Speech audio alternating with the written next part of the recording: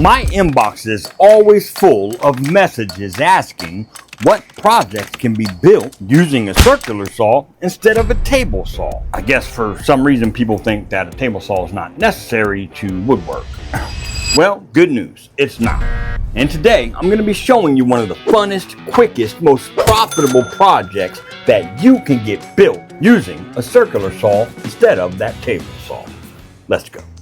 So here's what you want to do. Run up to your big box store, and I don't care whether you're Team Blue or Team Orange. You're going to pick yourself up a 5/8 inch dowel and pick yourself up some 1x8.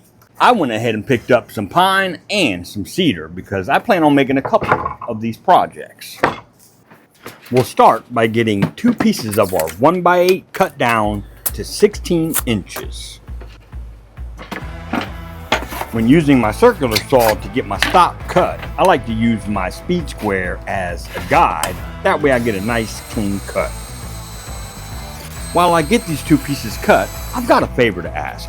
Head down below and hit that thumbs up button. It really helps the channel and it's absolutely free. I often chalk my guard because the guard on my saw often sticks when I'm trying to cut thinner stock, and it's a lot safer to chalk the guard instead of reaching for the guard with your hands when making your cut if your guard gets stuck. Just remember to pop that chalk out of your saw when you're done with your cut. Once you get your 2 pieces cut, put them together side by side and measure the total width. I've got 14 3/8. Grab the remaining piece of your 1x8 and measure down, but go past the width that you measured out. So I had 14 3/8. I'll measure out to about 15 3/4 roughly. At the end of your 1x8, pull over to 4 inches from the left side at the end of your piece and at that mark you made at 15 3/4. Get yourself a straight edge and connect those marks.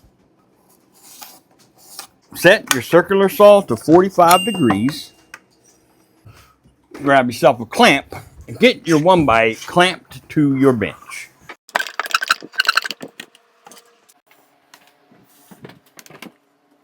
On the deck of your saw, you'll have a 45-degree mark, and keep that line lined up with the mark you made all the way down this cut.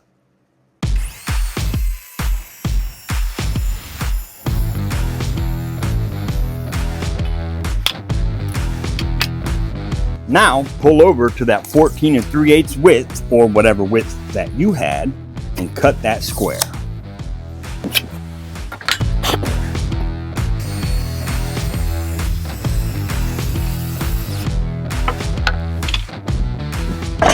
And you'll wind up with 2 pieces with that 45-degree bevel that are exactly the same width.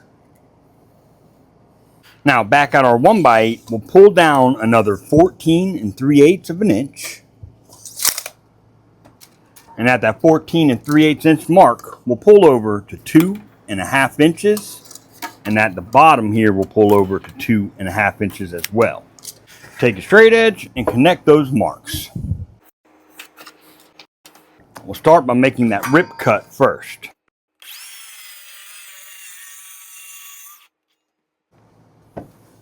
Then we'll cut our length.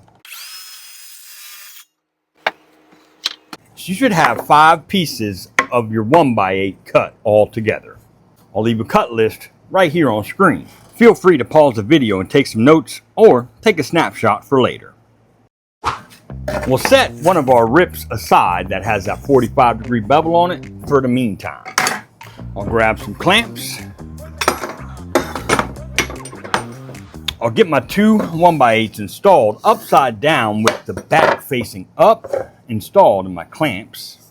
And we'll add a dab of glue, add a dab of glue, add a dab of glue, add a dab of glue, add a dab of glue, add a dab of glue.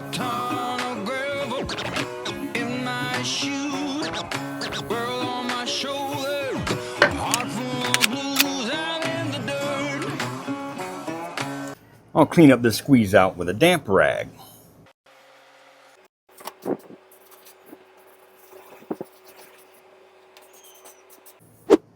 We'll set this to the side and let it dry.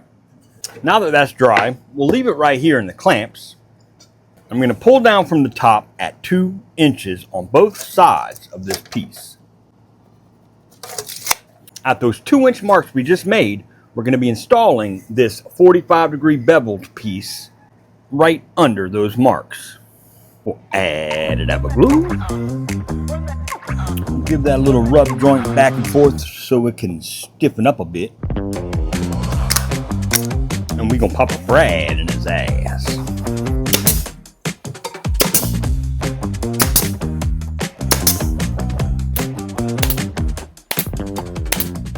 Now we'll take that 2.5-inch rip piece and install it at the very bottom, flush to the bottom. Add a dab of glue. And pop a Brad in his ass.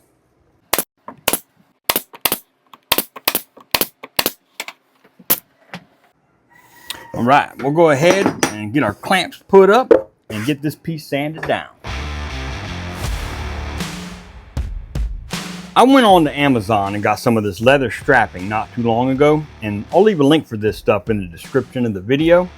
But I also picked up some of this 12-inch width butcher paper. What we're going to do is measure out on our leather strap and cut 2 pieces at 6 inches. To attach my leather to the piece, I've got some of these black upholstery tacks. I'm going to be folding those 6-inch pieces of leather in half, and I'll go ahead and get this tack inserted through both of those pieces without stabbing myself, hopefully. And at the top of our piece, I'm going to come down an 1/8 inch from the top, and I'm going to come in an 1/8 inch from both sides. And that's where we will install this leather strapping.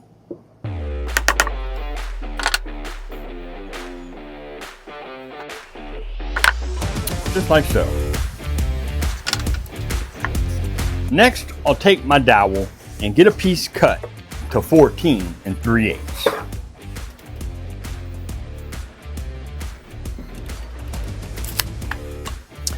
I'll use my circular saw, and you want to be very careful when cutting this round dowel. Just make sure that you're holding everything nice and firm, and make sure that you let that blade start before it makes contact with the dowel. And just hold it nice and steady and push through. Just like that.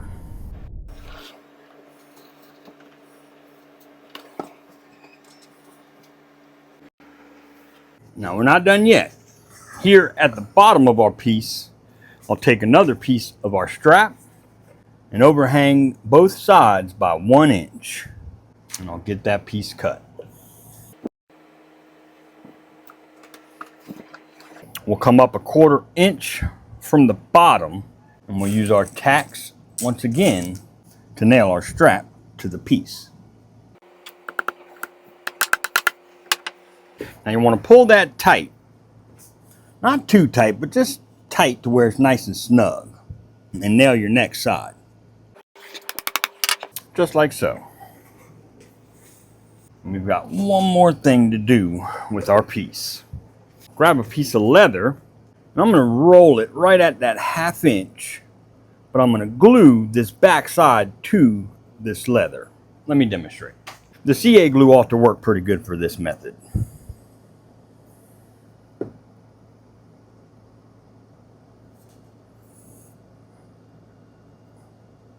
Now hit it with some activator, hold a little bit of pressure on it. You can use a pencil to stick down in there and kind of hold that together. And then from that loop that we made, I'll come back about 1 inch and get that cut. Turn this on edge. I'm going to get that nailed right above our leather strapping at the bottom.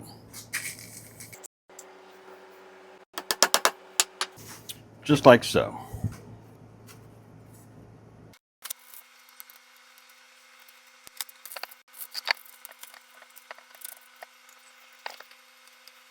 All right.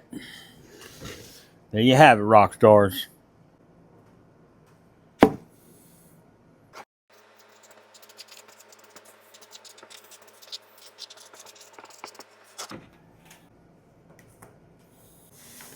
Whenever you want to switch your page, you just pull it through. And with this being butcher paper, it tears fairly easily. So rip that off and you got yourself a new sheet. This other rip with that 45-degree bevel is for your French cleat. You would just attach this to your wall wherever you want to hang your piece, and it'll set right on that piece, just like so. What I really want to show you is this. Wow, $100 for that? That one is actually a smaller version of the one that I've made. That one is 7 inches worth of paper in width, and the piece is only about 10 inches in width by 12 inches long. Would I charge $100 for this? Not quite. I would probably feel comfortable around $45, $50 for this piece. I really hope that you can draw some inspiration from this video, because now it's your turn to make some sawdust. Scott.